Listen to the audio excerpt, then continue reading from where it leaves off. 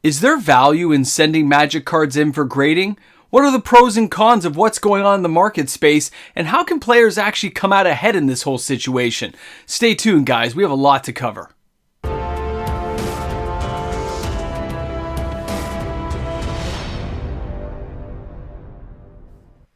There was a time, not that long ago, where players were sending in tens of thousands of cards for grading. So much so it overflowed the available grading card companies. And what happened after that? Welcome back, everyone. MTG Moxman here. Thanks again for hanging out with me on my channel today. A reminder before we start today's video, if you enjoyed today's content, don't forget, guys, like and subscribe to the channel. Turn on your notification bell. I put out new content every single day. So let's get on to this. Grading Magic cards. It was a real hot thing. And it was really hot for a while where players were talking, I'm going to flip X money. I don't want my card being destroyed. And you gotta take all that aside for a moment. Why does somebody want to grade a Magic card? Well, there are the followers. Those are the players who hear great things and just follow along. Oh, you've got some graded Magic cards? So do I. That's kind of like keeping up with the Joneses. But let's look at the real reasons. If you take a Magic card, whatever it may be, and we take one of these cards here, and this is a 9, and this is a 10, and they're from various grading card companies. Why does somebody do it? Why does somebody care about putting these things in shiny plastic? What's the reasoning behind it? There are several, actually. Now, depending on where you come from as a player, or investor, or a collector, you could decide you love a Magic card so much that you just want to keep it in as good a shape as possible, as pristine as you can make it by hiding it under plastic, so nobody ever touches it again. I don't care if it's an expensive card or not. A lot of people have chosen to do that with some of their favorite Magic cards that they've always owned since they were kids, and they sent them off. They don't care if it comes back as a 3 or a 5. They want to own it. They want to have it protected, and they don't want it falling apart on them, because these are cardboard. Bad things can happen. So you also have those groups of players who think there's an extra inherent value to grading these cards, to adding them in, saying these have been checked by professionals, these are worth money, and you should pay me a premium because this scored a super high grade. And there are players, and there is a market that will adapt and follow that train of thought. It happens every day. Now you've also got the midliners, the people who think there could be some value. They're not really sure, so they send a couple of cards away as an experiment. Gets a little bit addictive. Maybe they want to finish a whole collection graded. Some people, they just love doing it. But it's not nearly as hot as it used to be.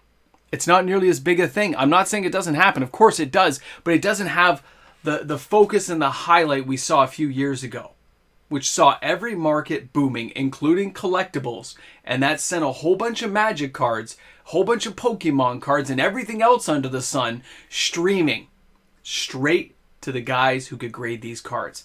And we saw prices rise. We saw all kinds of wait times explode. And then what happened afterwards? Well, everything kind of died down. Everything got really calm, and the market kind of did what the market does, which means a lot of low-end cards didn't do much. The really high-end ones, they seem to still retain some value, but where does that leave a player now who's thinking about getting into this area of the collectible market and saying, I want to grade some cards. What do I need to know? Well, there's a few things. Number one, let's take a look at some of these big companies that are actually still out there doing grading. This is Beckett's, okay? BGS, you take a look at this. You'll see different prices. And by the way, as you're looking at these prices, you need to pay attention. You need to see what you're getting at what value for how much you're spending. Because I've looked at a whole bunch of these, and some will say, look, it's a base there with like 45 days. And there's an upcharge if you get a 10.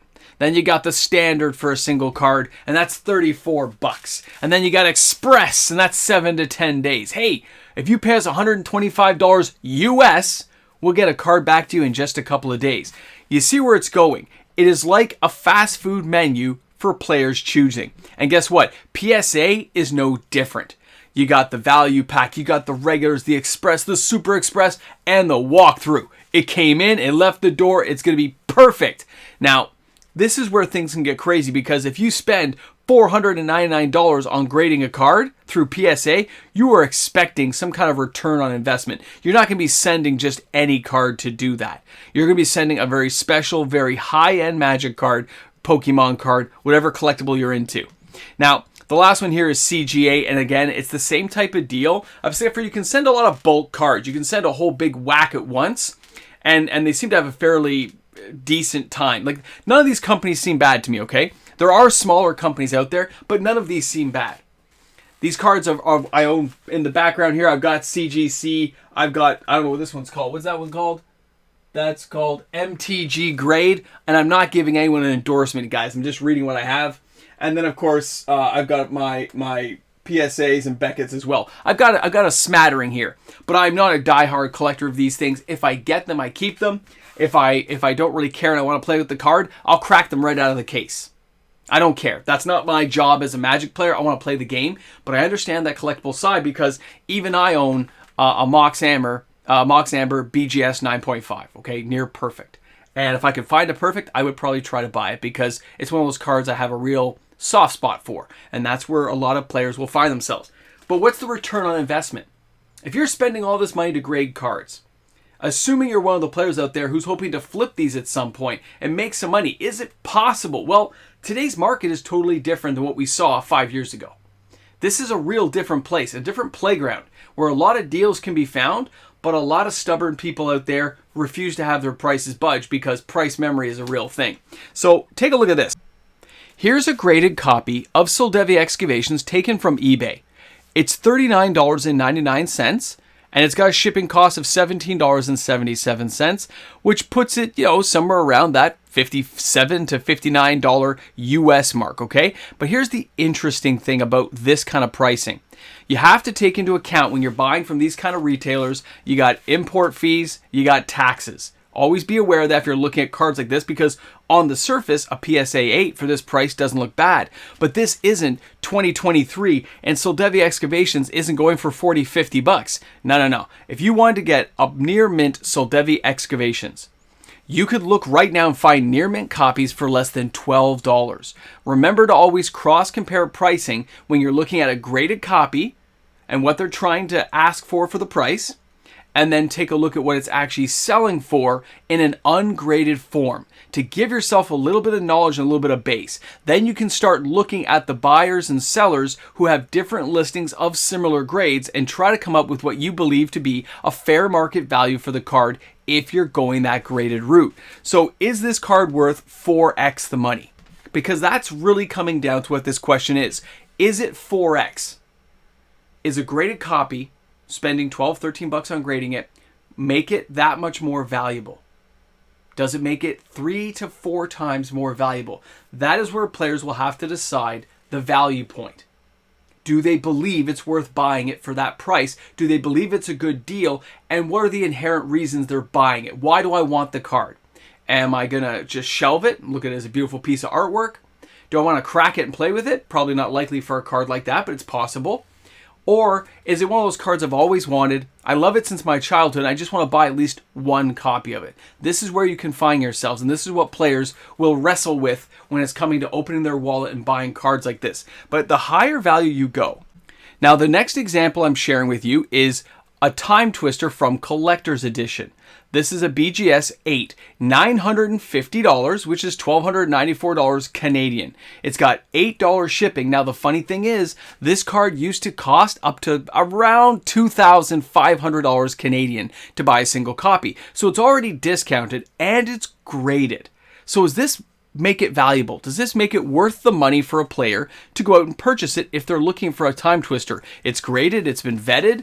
Is this the card for you? Well, when we do the cross comparison, and we see what's available, a moderately played one is $800 on TCG Player.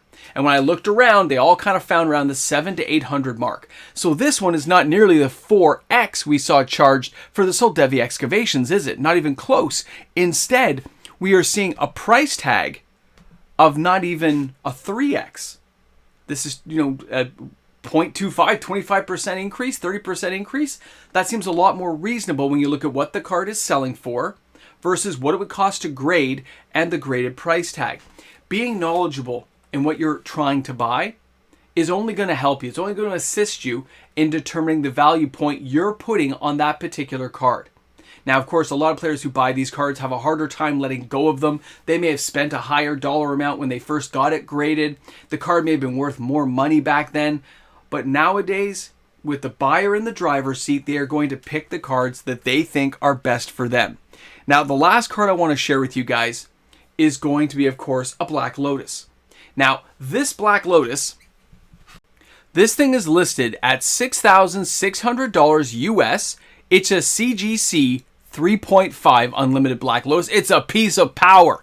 And it's $6,600. Now, this is a bidding one. So we know that the bids are still active, and players can, of course, contribute more or contribute less. They could spend up to $10,000 or $12,000 on this card. We don't know because it's not over. But it gives you an idea of where the price is at. Because if I go to a local store here in Toronto, and I punch out a card, and in this case, I'm going to face-to-face games, and they've got a card. This is, again, a damaged copy because there's a crease. This thing is $10,000. Now, that's a 3.5 low-grade card, but this is actually damaged. So somewhere the price has to meet in the middle. Is $10,000 too much, or is the other card underpriced? This is where players will have to decide. And of course, there are many other examples of Black Lotus you could look at. I could go to a place like 401 Games here in Toronto, and I could see they've got copies for $16,000, but it's a nicer copy. The same as going back to face-to-face. They had other copies available. And if you look at some of the bigger retailers, they are going to have copies you can view, look at, get their pricing, and then see if the online copies from reputable dealers, right? You want people who are going to be vetted. And of course, eBay has their authenticity guarantee now that they're saying, hey, we're guaranteeing this thing is the real deal. This is going to be interesting because graded copies of cards for a lot of players are going to have some form of value attached to it. I say it myself because I think it's a protected card. It's now sealed. It's not going to be damaged. It's going to be taken care of. Now, a lot of cards I think are for playing, but that's my personal opinion. A lot of players do like to select cards they love and somehow frame them, grade them, put them up in protective cases so they can remember them this way forever. And I'm fully behind that because it's that nostalgic feel you have toward a card, which gives it the value you feel when you play with it, when you enjoy it, when you view it. And that's amazing. So I think the takeaway here we can look at is the prices for cards are still really high to grade a lot of these cards. You have a few good companies out there to take your chances on, say, I'm going to try to get a 10 from this company, or maybe I'm just getting a better deal on pricing because I'm ordering enough through them. There's lots of reasons why you will choose one grading card company over another. Maybe you'll even use Alpha Investments one. He has a grading card company too. I think he did a whole video on that. So I think he still owns that. I think he still grades cards as far as I know. Not him personally, but the company he's part of. So it's interesting to see these companies still exist and they still do a brisk business. Remember that. They're still making money or they wouldn't be around now. This is just one facet of what these companies do.